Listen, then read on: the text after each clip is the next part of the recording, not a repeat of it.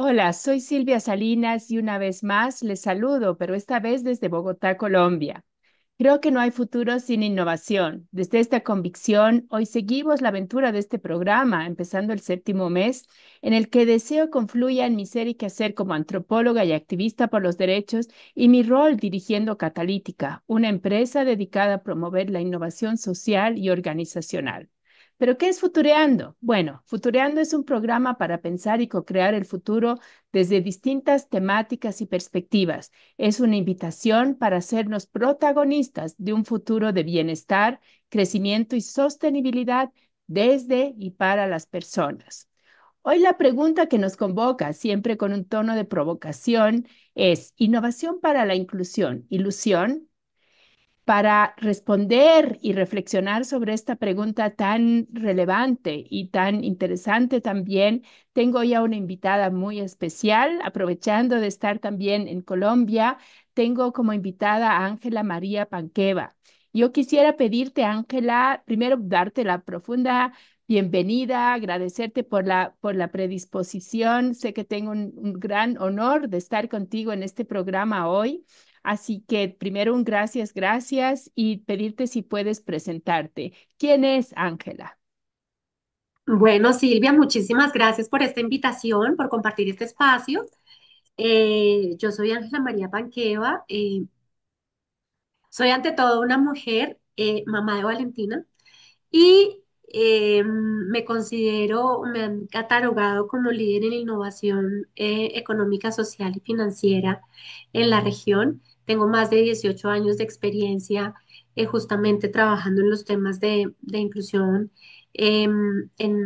tanto en el sector académico como en el sector privado. Entonces he logrado, digamos que mi mayor triunfo, digámoslo así, es lograr combinar la investigación académica, la docencia, con desafíos actuales y con desafíos reales en el sector corporativo colombiano, especialmente en el sector financiero. Muchísimas Bien. gracias por la invitación. No, a ti nuevamente. Y qué interesante. Justo esta mañana, y bueno, ayer estuve haciendo otras entrevistas, otras tareas que me tocan por acá, aprovechando mi visita. Y justo me parece súper interesante este vínculo entre la academia, ¿no? Y la acción y las iniciativas, las estrategias, porque muchas veces, pues, la academia no conecta, digamos, con los desafíos empresariales, los desafíos sociales y bueno, quienes están desde el otro lado tampoco conectan con la academia, con la investigación y con la evidencia. Así que muy interesante, ya nos irás contando al respecto, pero sí voy a aprovechar esa ventaja y tu logro, como lo mencionabas. Y para preguntarte un poquito, ¿cuál es el pantallazo respecto a la inclusión y por el otro lado, pues su antítesis, la exclusión en Colombia y en América Latina? ¿Qué nos puedes decir? ¿Cuál es un poquito una pincelada sobre el estado de situación respecto a esta temática? Bueno, pues realmente yo creo, Silvia, que hay como un presente y un futuro de la inclusión. Yo creería que lo primero que hay que decir en esta respuesta es que América Latina sigue siendo un continente muy desigual y eso nos abre muchas oportunidades para la inclusión. Y la desigualdad no solamente se da por razones de pobreza, de desigualdad social, de etnias, de geografías, de climas, sino también por la multiplicidad de necesidades que la desigualdad, que la desigualdad trae consigo, ¿no? Em, yo, yo creería que justamente cuando miramos el presente y el futuro de estos desafíos de la inclusión, pues hay básicamente tres cosas que a mí me hace sentido señalar. Y lo primero es cómo superamos la inclusión simbólica para avanzar hacia una inclusión estructural. Porque muchas de las organizaciones que aún operan con enfoques, digamos, de diversidad se limitan a visualizar la representación. Y el verdadero desafío es repensar modelos de negocio, cadenas de valor, de suministro, procesos de toma de decisiones desde una lógica de equidad e inclusión. Y esto implica necesariamente incorporar criterios inclusivos en la gobernanza corporativa, en el diseño de productos, de servicios, que den cuenta y que den solución a necesidades específicas de los grupos poblacionales diversos, de los grupos poblacionales subatendidos, y efectivamente en generar métricas de impacto de esas acciones de inclusión. El segundo desafío que yo también encuentro es cómo articular la inclusión a la sostenibilidad corporativa como una estrategia de valor compartido. La inclusión por muchos años siempre se ha visto muy rezagada a la gestión del talento humano, a la representación, insisto, como lo dije en el punto anterior.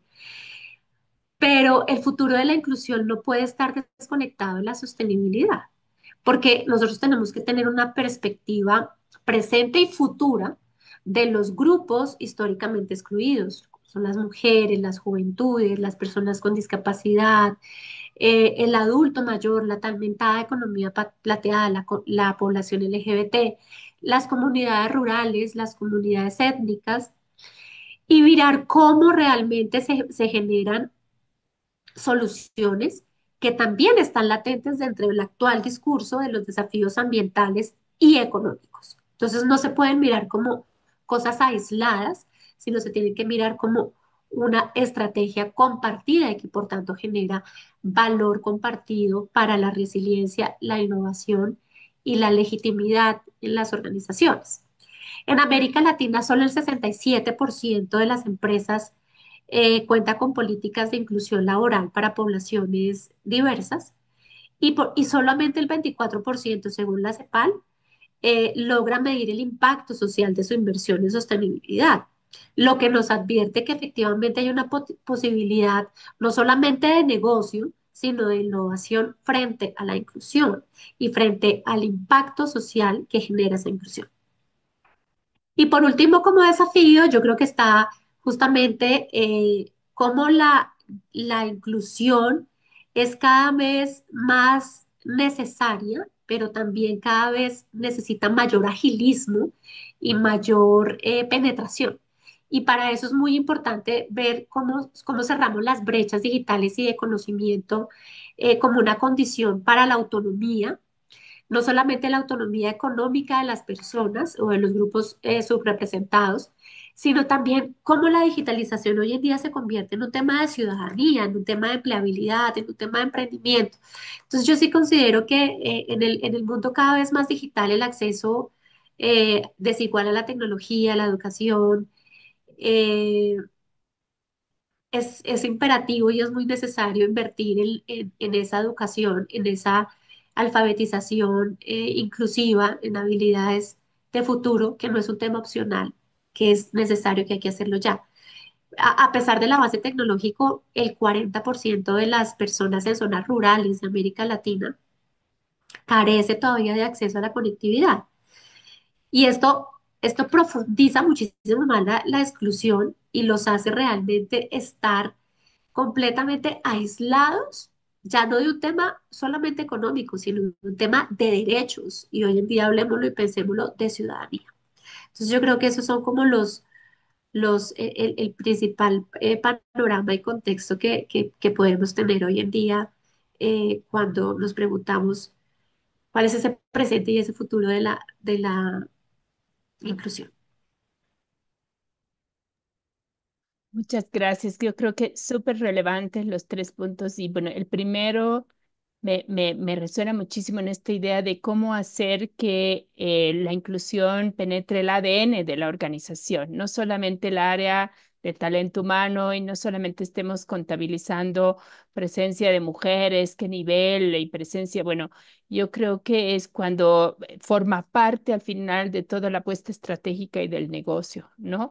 Y eso vinculado también, por supuesto, al tema de la sostenibilidad. Entonces, realmente con lo que tú nos presentas, estamos frente a un desafío de realmente cambiar el paradigma, digamos, que ha estado guiando las decisiones y los parches muchas veces respecto a la inclusión de fondo, ¿no? Y nosotros hemos estado también trabajando con el tema de valor compartido, pero es lo mismo, o sea, al final son a veces como pequeñas medidas, parches, ¿no? Que no hacen a que realmente esto impregne la cultura, la manera de hacer y que hacer y de hacer y ser, perdón, de las empresas y organizaciones. Entonces, me parece que esta mirada a profundidad es fundamental y el tema de las brechas que mencionas, por supuesto, y además yo siento que con la inteligencia artificial, o sea, estamos en un momento que lejos de avanzar en acortar las brechas, el riesgo está en que se expandan, ¿no? Y que Claro. eh, claro, porque es el proceso de cambio es más rápido, la tecnología y pues yo creo que estamos en un momento bien complejo y también de, bueno, seguramente de oportunidades que debemos explorar, crear también y aprovechar. En este sentido, con este panorama que nos das y partiendo de tu experiencia, ¿cuáles son los principales obstáculos que hacen que las empresas, fundamentalmente, bueno, en cualquier sector en el que conozcas, que hayas trabajado, cuáles son las barreras que tienen para transitar de este enfoque centrado en talento, en medidas que a veces son, digamos, muy puntuales, a veces para satisfacer una certificación, etcétera, a una mirada realmente donde cambie la manera de pensar el ser empresa, donde cambie el negocio, donde cambie la estrategia y de pronto donde la coherencia cobre un mayor sentido, ¿no? No discursivo, sino real. ¿Dónde ves los principales obstáculos, pero también las oportunidades actualmente? Sí, esa es una pregunta, digamos, retadora desde el punto de vista que, como tú bien lo indicas, hay un sentir diferente en este momento en las organizaciones eh, bajo una premisa fundamental que sigue siendo la desigualdad y el riesgo social que actualmente está latente, ¿sí? A mí me gusta siempre hablar de estos temas desde el punto de vista de, de que antes los empresarios no tenían en cuenta el riesgo social. El Global Risk Report del año pasado del Foro Económico Mundial nos advierte que los riesgos sociales como la polarización, el desempleo estructural, la desinformación, la desigualdad e incluso el descontento social ya no son amenazas a futuro, son factores de disrupción inmediata que pueden paralizar los mercados y erosionar la cohesión social necesaria para el crecimiento económico. Y tú estás ahorita en Bogotá y llevamos 2 días de paro nacional. Y eso no solamente tiene un efecto sociológico y emocional importante en la población, sino también está teniendo un efecto económico, ¿sí? Entonces, eh, este contexto de los riesgos sociales no solamente, digamos, dificulta la falta de inversión sostenida, sino también está limitando el impacto de las iniciativas sociales y expone a las organizaciones a unos entornos nuevos, volátiles, en donde, en donde se pueden, digamos, visibilizar un poco con más incertidumbre lo que está pasando en los temas sociales. Sin embargo, a mí me gusta ser optimista y decir, así como hace una década no mirábamos el tema climático como lo vemos ahora, esto es una oportunidad inmensa para que justamente empecemos a ver el riesgo social y la necesidad del impacto social como una oportunidad inmensa de mercado y como un adelantarnos al futuro, como un tomar las riendas y adelantarnos. Yo creo que el principal desafío en este momento en Latinoamérica es justamente esa fatiga institucional y escasez de inversión sostenida, ¿sí? Porque pues en los últimos años la cooperación internacional en nuestra región ha entrado en una fase de debilitamiento estructural, en donde vemos reducción de fondos, pérdida de legitimidad de los organismos multilaterales, una fragmentación de la geopolítica. y una reorientación de prioridades hacia zonas de conflicto o crisis humanitarias extremas. Recordemos que América Latina estaba catalogada como una región de desarrollo medio, pero ha perdido protagonismo en la agenda de cooperación. Y este fenómeno ha generado lo que varios analistas denominan como fatiga institucional, donde vemos menos actores, menos recursos y menor capacidad de articulación para sostener políticas de inclusión a largo plazo.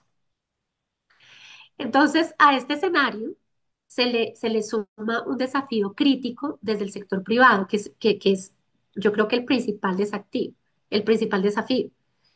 Y es que muchas empresas siguen viendo la inclusión como un gasto periférico, como un gasto que nos toca hacer una inversión chiquitica al año, y no como una inversión estratégica para mitigar esos riesgos sociales de los que hablamos al inicio. En América Latina, mm, más del 60% de las empresas o del sector empresarial aún no mide el impacto de sus inversiones sociales y esta desconexión entre riesgo e inversión es crítica. Por eso el llamado es como, ¿qué está haciendo el sector empresarial como actor de desarrollo? Cuando lo que nos muestra el Global Risk Report es que si no tomamos acción ya, pues el futuro va a ser muy crítico, ¿cierto? Yo creo que también otro desafío es, pero el desafío y a la vez oportunidad es que las brechas estructurales persisten y crecen, ¿sí? A pesar de avances normativos, las desigualdades de género, de etnia, de discapacidad, siguen siendo profundas. Entonces, como todavía vemos en la región cifras que nos hablan de que las mujeres ganamos en promedio un 17, un 20% menos que los hombres, cuando desempeñamos una igual labor y que solo ocupamos el 36% de los cargos directivos, según el último informe de la OIT. Eh, y eso nos hace llegar a un tercer desafío y es que todavía nos hacen falta muchos enfoques especializados. Pero los enfoques especializados, como lo dijimos, no pueden ser enfoques aislados del negocio o solamente trabajados o articulados por las áreas de talento humano que vienen haciendo una gran labor, sino tienen que estar articulados al servicio, al customer service, al ciclo de vida de las personas. Hoy en día estamos viviendo en Latinoamérica una tendencia al envejecimiento de la población que está marcado justamente por la caída en la tasa de natalidad y de fecundidad. Y eso nos tiene que advertir. Entonces, eso nos tiene que mostrar qué posibilidades tengo, cómo hago para atender este segmento de mercado, qué es bueno para ellos, cómo les facilito la inclusión financiera, cómo les facilito la digitalización, en dónde van a vivir estas personas, quiénes van a ser sus cuidadores. Y todo esto es justamente cómo podemos adecuar esa oferta de valor para grupos, para personas que han estado subrepresentadas, aisladas, que no se les está teniendo en cuenta, pero el mercado nos está marcando nuevas tendencias y el sector privado tiene que adaptar y adecuar esas necesidades a sus ofertas de valor. Y esto, y ojo que lo más importante, y es que el sector social siempre se ha visto como un tema filantrópico, ¿sí? Como la ayuda asistencial de corto plazo. Pero lo que nos está mostrando la tendencia y el desafío es que esto llegó para quedarse y que esto se alinea perfectamente a la sostenibilidad empresarial. Entonces, no puede ser un tema aislado ni cortoplacista. Gracias, súper interesante y absolutamente de acuerdo contigo y todo este tema también de cómo adelantarnos, ¿no? Cómo ir visualizando y diría crear este mundo en el que Valentina así va a vivir, ¿no? Y bueno, los hijos y las hijas, por supuesto, ¿no?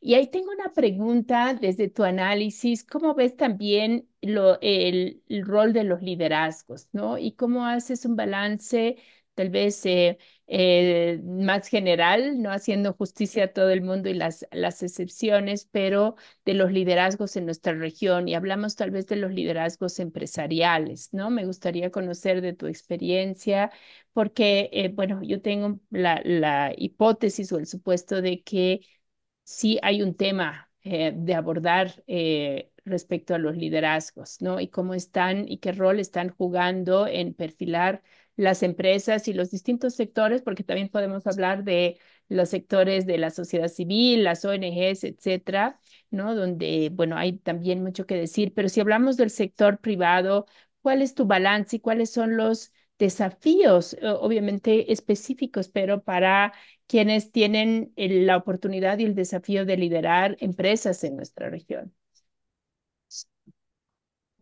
Sí, esa es una gran pregunta, Silvia, porque mira, yo considero que particularmente el liderazgo, me encanta el liderazgo consciente, eh, ese que nos hace ver como personas que se mueven a un crecimiento, a una expansión, pero también creo que muchos líderes se han volcado al liderazgo inclusivo.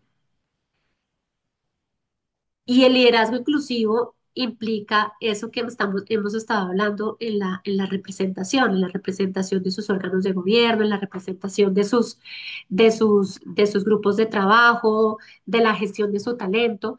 Pero sin embargo, yo considero que es muy importante también que tengamos en cuenta que el liderazgo inclusivo implica volcarse a otros stakeholders y a otras necesidades que tiene el mundo actual.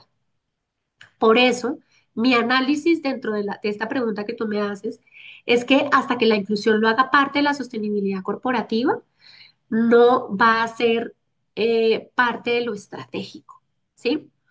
Eh, da- por unos análisis simples. Los asuntos de sostenibilidad medioambiental, de gobernanza, hoy en día son abordados por las juntas directivas, son conocidos por las juntas directivas, ¿sí? Tienen incidencia en la gestión del riesgo, en la gestión del gasto, pero los temas de inclusión no han dejado de estar en la agenda interna de las organizaciones. Muy pocos empresarios se han atrevido a generar este impacto de liderazgo inclusivo en otros grupos de interés, en otros stakeholders que no necesariamente tienen que ser sus colaboradores, que pueden ser sus clientes, que pueden ser sus órganos de gobierno, sus accionistas, los inversores. Entonces, yo creo que ese es como el desafío que tiene hoy en día el liderazgo, es cómo generar esa unión o esa pieza que articule lo social a la sostenibilidad para que se vuelva más inclusivo y para que el liderazgo inclusivo deje de ser un tema de representación interna de colaboradores en las organizaciones. Súper, y creo que está muy clara la apuesta estratégica, ¿no? ¿Dónde está ese eslabón, que es lo que va a mover también cambios en las empresas, cambios en los liderazgos? Y yo creo que buscando la coherencia también, ¿no? Hemos estado trabajando desde Catalítica, tenemos una pequeña herramienta de 360 grados para evaluar, se llama LIDI, Liderazgos con Igualdad, Diversidad e Inclusión. Y lo que buscábamos hacer es, bueno, justamente como toda herramienta de 360 grados, conocer la autopercepción y la percepción de los equipos y, bueno, las brechas, ¿no? Los gaps en percepción en base a una serie de indicadores de igualdad, diversidad e inclusión. Y bueno, yo creo que el tema ahí nos saltó porque alguien vino y nos dijo, ustedes están apostando a la coherencia, ¿no? Porque incluso, pues, yo creo que también hay esto que creo que lo llamaste inclusión simbólica, no, no recuerdo bien, me recuerdo, esta idea de, claro, penetra los discursos, tú contratas empresas para que te hagan una política de igualdad, diversidad, inclusión o de género, como se llame.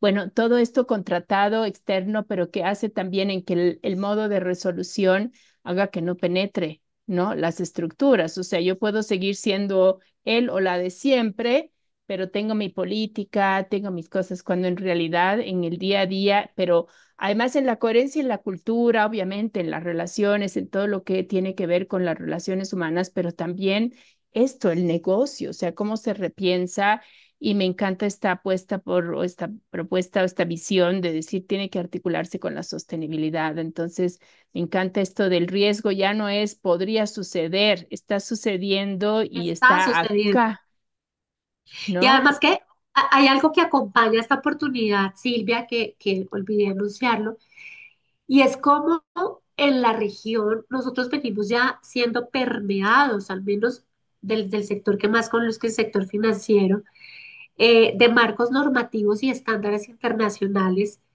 que están integrando esos principios de inclusión, de diversidad, de equidad, y hace que las empresas realmente adopten modelos alineados a esos estándares. Lo que tú me preguntabas hace un poco, ¿por qué las empresas optan por una certificación o por X o Y modelo? Realmente lo que está pasando en el ecosistema empresarial es que cada vez existen más normativas que llevan al sector empresarial a decir, ¿cómo hago para cumplir esta norma y este estándar mañana? Entonces, en el lado de ese cumplimiento normativo, empiezan a existir certificaciones, empiezan a existir modelos que empiezan a adoptarse y que de una u otra manera vienen a, a ser ejecutores de esas necesidades y de esos riesgos sociales que hemos venido hablando.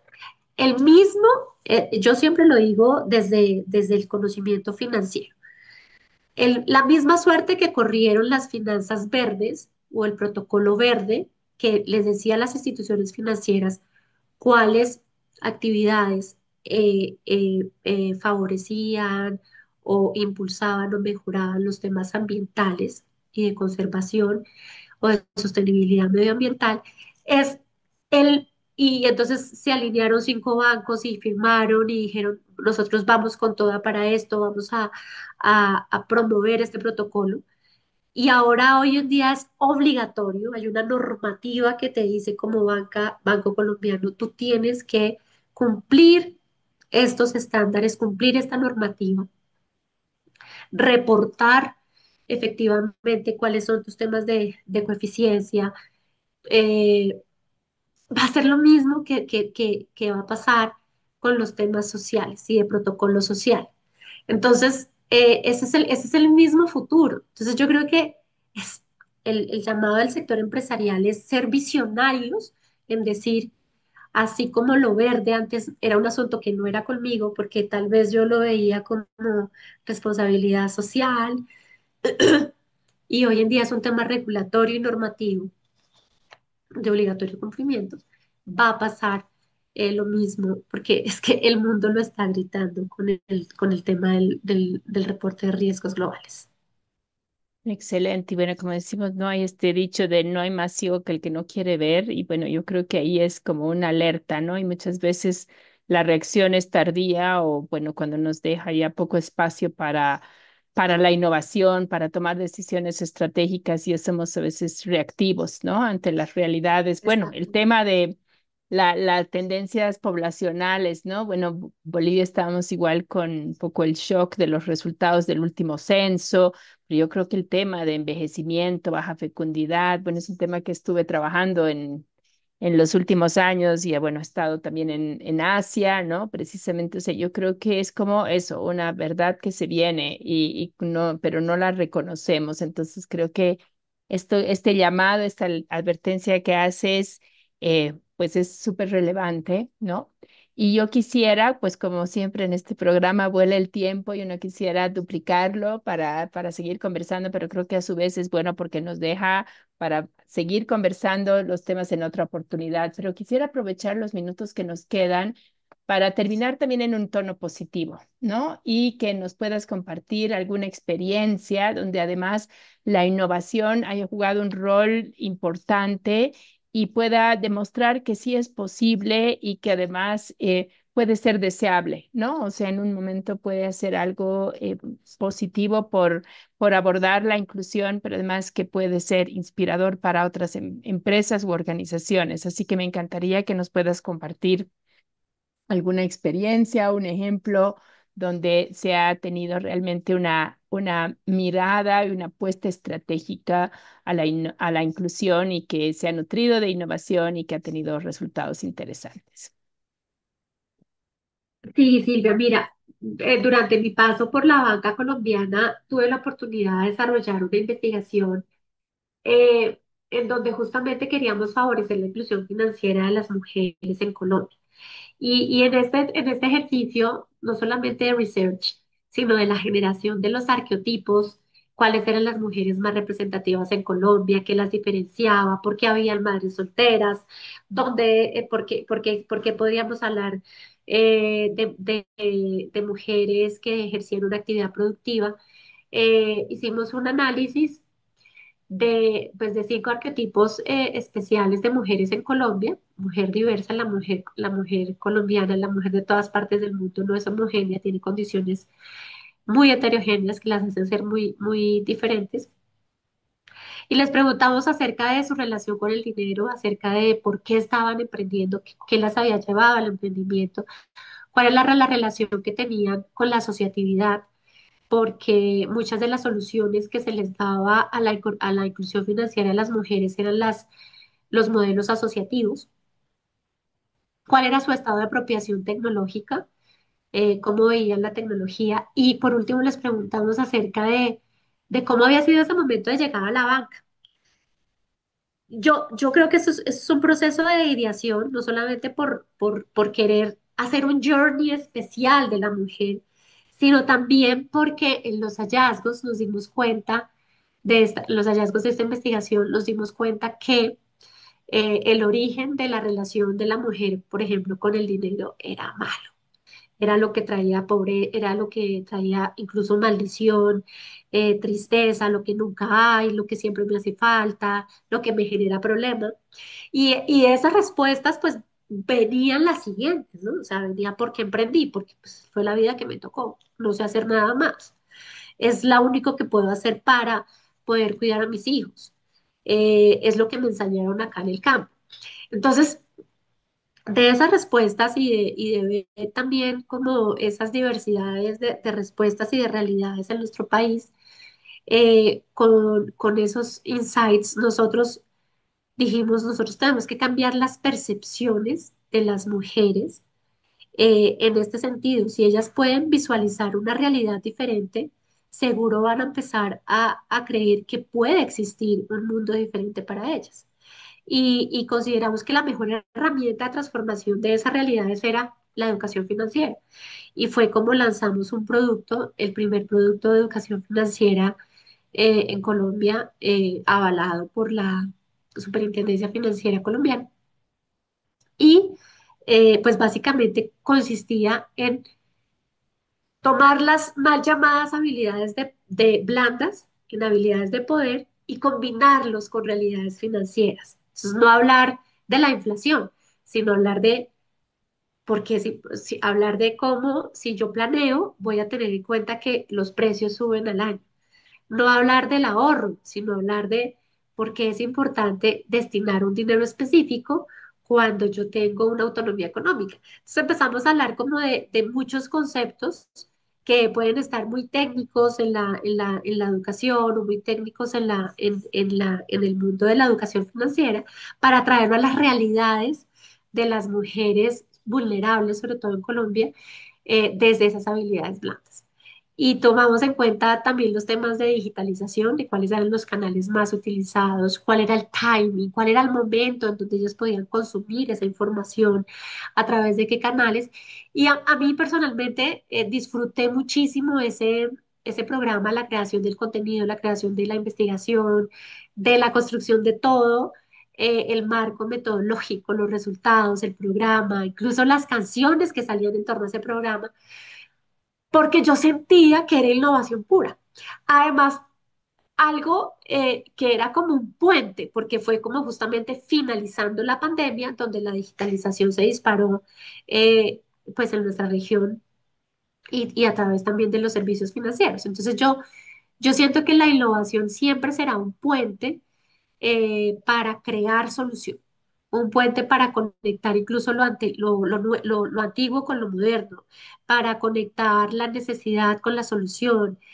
para generar productos mínimos viables que de pronto no den una solución del 100%, pero que se aproxime a llegar a esas mayorías.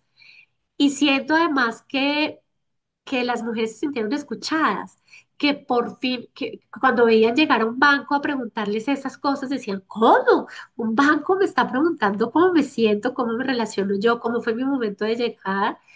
Eso fue, la verdad, un trabajo bastante retador, de 2 años, pero ha sido un trabajo que en lo personal me ha dejado una enorme satisfacción, y que pues justamente ha sido galardonado también en varios espacios por su innovación.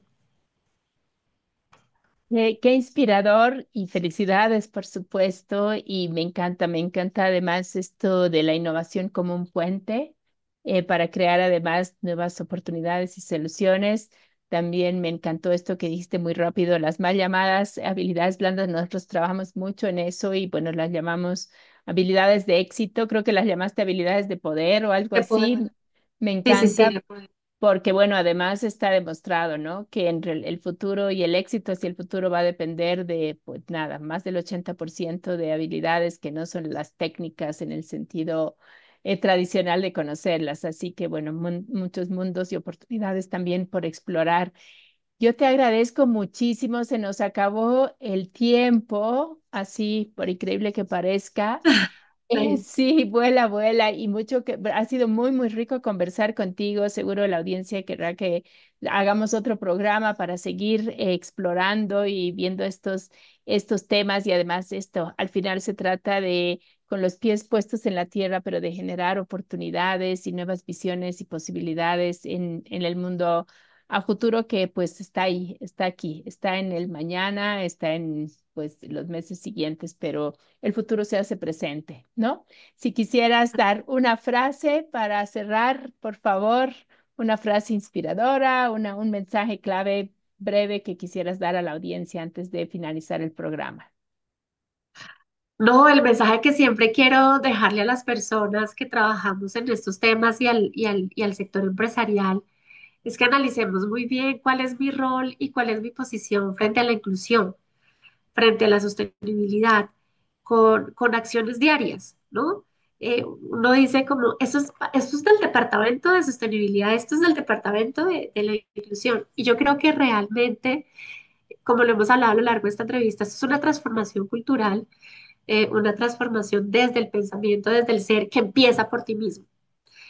¿Cómo estás siendo más inclusivo hoy y cómo estás dejando un futuro mejor, no solamente para las futuras generaciones, sino para el planeta y para que las personas no sientan tal vez eso que tú o tu familiar o las personas cercanas pudieron haber sentido por ser excluidos? Entonces, la responsabilidad es de todos, y hay oportunidades inmensas por delante que empiezan por acciones diarias y cotidianas de cada uno de nosotros. Muchísimas gracias, Silvia. Gracias a ti, totalmente de acuerdo. Empecemos el cambio con las cosas pequeñas y no tan pequeñas de nuestra cotidianidad, buscando ser coherentes también entre lo que predicamos y lo que hacemos. No hay mejor ejemplo que la acción y lo que hacemos. Mil gracias, ha sido de verdad un honor, además un placer y un espacio de aprendizaje para mí también. Así que muchas, muchas gracias y será hasta una próxima oportunidad. Gracias. Saludos a todos. Saludos.